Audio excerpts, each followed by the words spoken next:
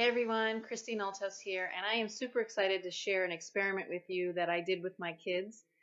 It's been 2 weeks since we started this experiment, and you would not believe the results that we got. Now, what we had done is we took an apple and we split it in half, okay? And we put them into two different containers. So here's one half, and we wrote negative on it, okay? And then we put the other half in an identical container, and it says positive. Okay. Now, why did we do this? Because we wanted to see how powerful our words are. Okay. So the one that's in the negative container, we spoke only negative words to. Okay. Talk smack to it, tell them it's no good and you'll never be a good apple. You never tasted good, all that kind of stuff. And then the positive apple, we just said positive things to all the time, telling how wonderful it is and it tastes so great and it's such a beautiful shade of red, those kind of things. And when my children helped me with this, we would do them at separate times. So if they were going to do it at the same time, they would take the apples at opposite ends of the house so they wouldn't cross-contaminate the words. And then come back and put them. So we always stored them in the exact same place, the exact same containers, treated them exactly the same way, just changed our words. And would you like to see the results? Okay. So here is the positive apple. Okay, we only spoke positive words to it. And as you can see, it's just brown and it's dry from being exposed to the air for 2 weeks. Well, it had a lid on it, but it just looks like what an apple would look like if we left it out. Okay. Now, this is the surprising part. Well, maybe it isn't. Here is the negative apple. Can you see the difference? All the outside is all soft, so it's all rotting, okay? And there is mold growing in the inside. As you can see, it's all growing, all fuzz on top of there. It's disgusting, isn't it? We've seen a difference in only 3 days in how we treated these apples. It's unbelievable, the difference in these two apples. Maybe I'll put them side by side so you can see them. But I'll put my finger through this one. Okay, so there they are.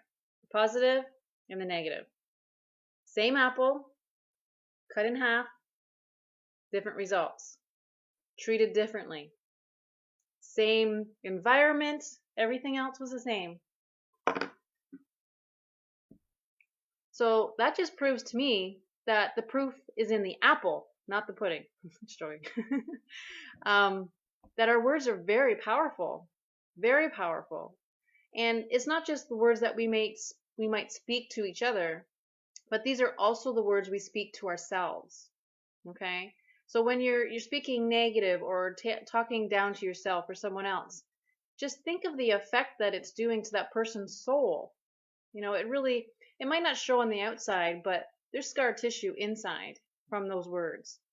So from now on, for me, when I maybe accidentally might say something, even to my children, to myself, to my spouse, I'm always going to think in the back of my head, ooh, remember those apples? Choose your words wisely, Christine. And then it also brings me back to Scripture, because Scripture even speaks of this. In Matthew 15, verse 11, it says it's not what goes into the body that defiles a person, but what comes out of the mouth that defiles a person. Okay, and then it goes on into verse 18 that says, from the heart, the mouth speaks. So if you're not a happy person and you're happen to just speak negativity all the time, well, I think, your environment, what's happening to your life is it's proof of who you're being.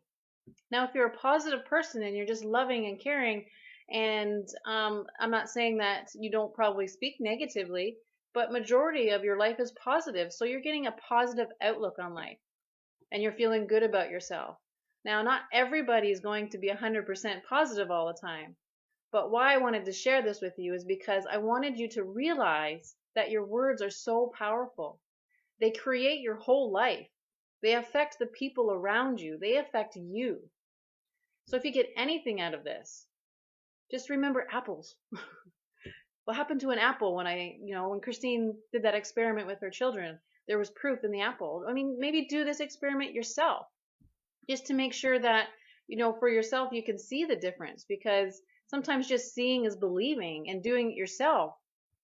So, anyways, I thought this was a pretty amazing experiment that my kids did, because it's been proof for my kids on how powerful their words are. And siblings fight a lot, argue a lot, and this has just been something that we can actually bring to their attention, more times now. Remember the apples, I actually said to my husband today, I'm like, you know what? I give you permission to text me. If you hear me speaking anything to our children or anything, just text me. Remember the apples, and I'll do that for you too. So, anyhow, thank you for watching this video. And like I showed you, the proof is in the apple, not the pudding. And please watch your words, because it does create your life. And take care, and we'll talk to you again real soon when I have something else to share with you. Okay, take care. Bye bye.